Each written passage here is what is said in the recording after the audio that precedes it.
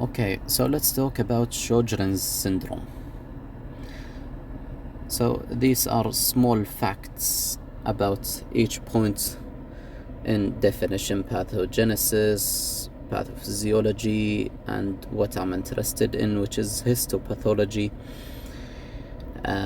complications, diagnosis, and treatment. So Sjögren's syndrome is an autoimmune disease that causes lymphocytic destruction of lacrimal and salivary glands. So basically you get dry eyes and dry mouth, and that's in the beginning, of course. Okay, so what's the pathogenesis? How does it happen? Again, with all autoimmune diseases, it can happen in two ways: genetic and environmental. Genetic, it's related to HLA associations. Environmental, it's related to viral triggers, for example, such as EBV. Okay, so how does that come and happen along these routes? So what happens is there is an innate immune dysregulation. So the autoimmunity just stems from that. Okay, so innate immune dysregulation, what happens is very deep inside the innate immune system. As it matures, there are some cells that do not mature very well and do not make very good associations with the body. So it continues to have autoreactivity against some of the antigens of the body. Basically, it can react still and was not put down in the regards that it doesn't attack the tissues of the body itself. It's a difficult thing to explain. However, in basic terms, autoreactive CD4 T cells and hyperactive B cells. Okay, so the T cells react to the body antigens. They didn't make the correct major histocompatibility complex associations, and the B cells make antibodies against those antigens in the body. So yeah, so what are we going to find? We are going to find autoantibodies. So autoantibodies are from those B cells making ANA,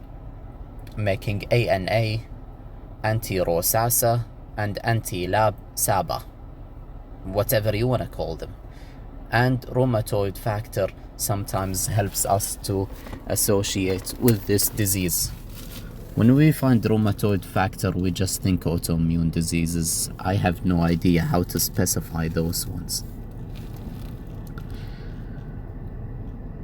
Pathophysiology. So what do we think about the pathophysiology? How does this autoimmunity come along and affect our lacrimal and salivary glands? It basically attacks them, specifically attacks the glandular tissue in those glands. Okay,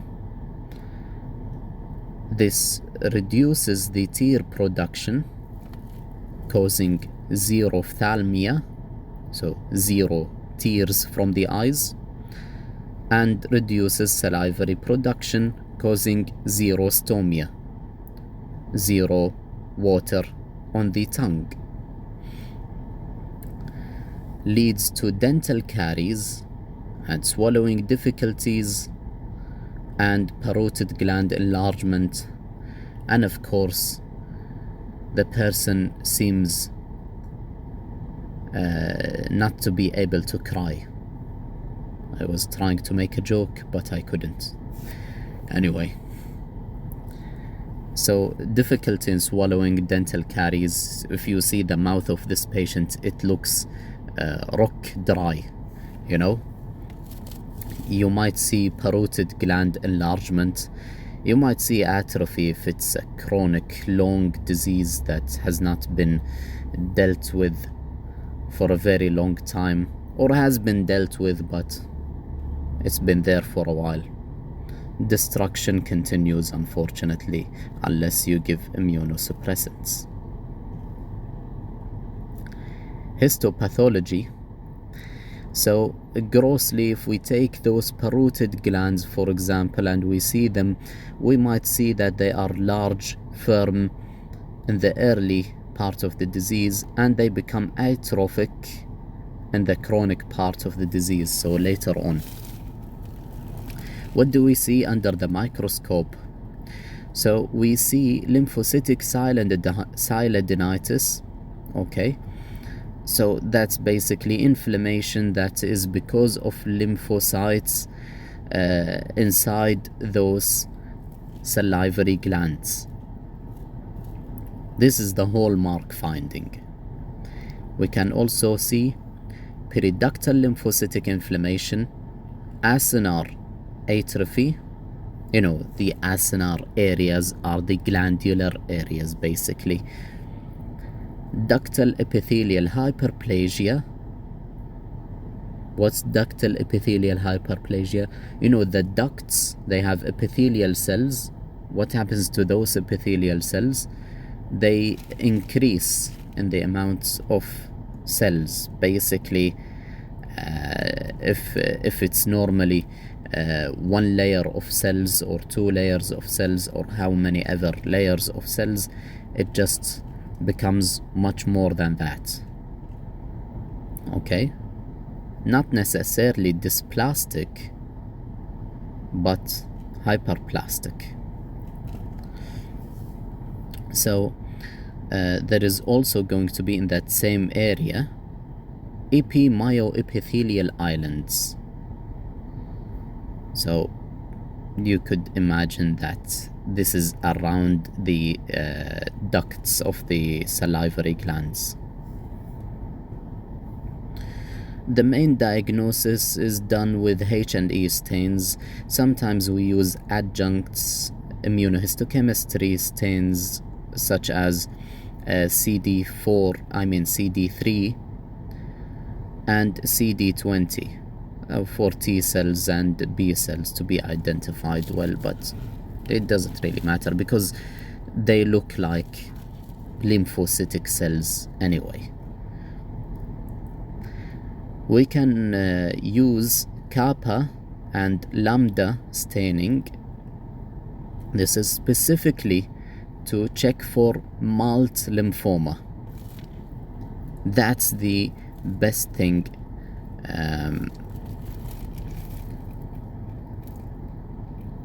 That's the best thing for staining, special staining I mean here. Is that a special stain or immunohistochemistry? I couldn't really tell. Anyway, complication. So chronic B cell stimulation increases the risk of malt lymphoma. Yeah, I guess you could understand that. So B cells, they are immune cells, and they are in this malt mucosal associated lymphocytic tissue. So mucosal associated lymphocytic tissue, this is basically in the parotid gland or around the parotid gland, if you may say. And lymphoma is basically the cancerous form of those lymphocytes, such as the B cell. So B cell becomes cancerous in those tissues. This classically occurs in the parotid gland. Okay, so what about other part of the diagnosis?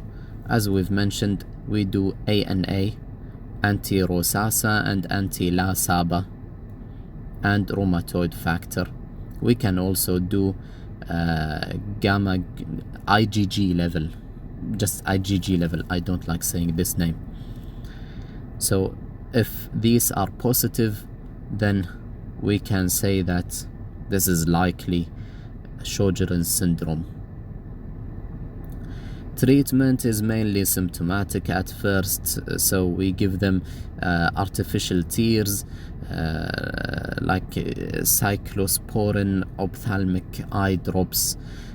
We can also give salivary substitutes such as stimulants, salivary stimulants, or salivary substitutes or stimulants. So pilocarpine, civimeline, if you want to remember those names. If the disease at the end of it becomes extraglandular, so causing arthritis, vasculitis, lung or kidney involvement, we will need immunosuppressive therapy. At that point, we use it. If I understand right, we do not use it before that. And you can correct me. So there are many medications. Rituximab is a good one to remember because we're remembering the part about B cells. Rituximab affects B cells specifically as an immunosuppressant. Corticosteroids reduce immunity, as we know. Hydroxychloroquine, I guess this is an immunosuppressive drug as well. This is from ChatGPT. I guess the best thing to remember is Sjögren's syndrome is an autoimmune disease that causes the destruction of the lacrimal and salivary glands, where you will see dry eyes, dry mouth. And you can also remember autoantibodies, ANA, anti-rosacea, anti-lasaba. This is also good. If you're interested about histopathology, you can also remember that this will show focal lymphocytic sialadenitis. Focal lymphocytic sialadenitis, however you want to say it. And also periductal lymphocytic infiltration. That's it. The other things you can try to remember later. And there are immunohistochemistry stains. Very, very important to remember that malt lymphoma can occur.